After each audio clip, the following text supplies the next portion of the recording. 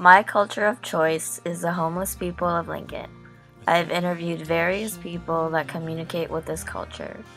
The first is an employee of Mr. Goodsense, which is located right in front of People City Mission.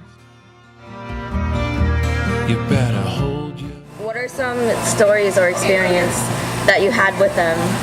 I have a lot of issues with them coming in, I guess, and trying to use the bathroom without buying anything is probably my main issue. I love you 1,000 times. I would have to say, probably just in the way that they learn things. They're not real personable either, really, actually. Not at all. Way different than the other public. How long have you worked here at the People City Mission? I'm a reasonably new staff member. I've worked here for about 2 months. 2 months? Mm-hmm. Oh, that's brand new. Yes. So pretty do new. you like working here? I love my job. Yeah. It's been really good so far. What do you do here?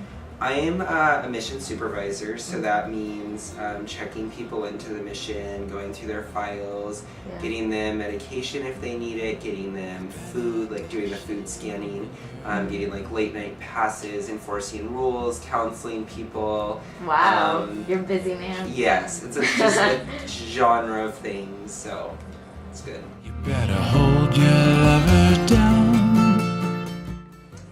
I think the communication to homeless individuals, it's very similar to regular individuals in that it's an individual basis. So for example, if I learn something new about a person, like say they're from a certain culture or they practice a certain religion, I might use a different vocabulary with them than someone else. You know what I mean? Like I Yeah. think we all kind of do that. Like change of language to fit in with them, like their vernacular.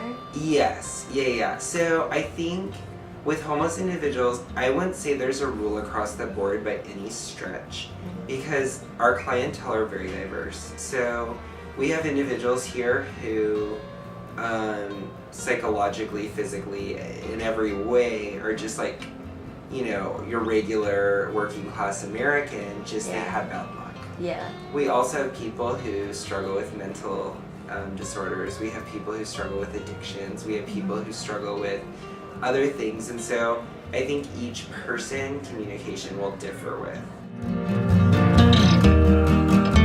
A lot of times the kids interpret for their parents.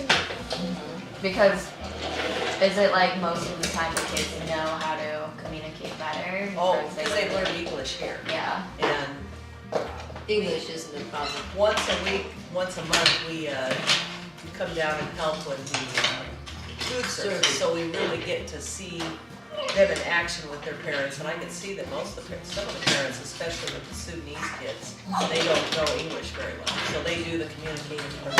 How do they communicate? Like how do the adults They speak communicate? the Sudanese, either Nuer or Dinka language with their kids, so the kids know 2 languages. Oh. Even in parent-teacher conferences, the kids come along Yeah. and interpret. Just cross her name.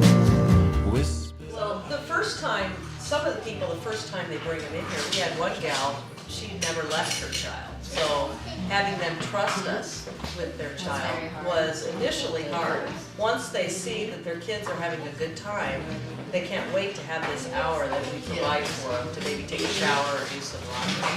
So, And then I think once we have the trust of one person, then they'll tell the other people they know here that. It's a big community here.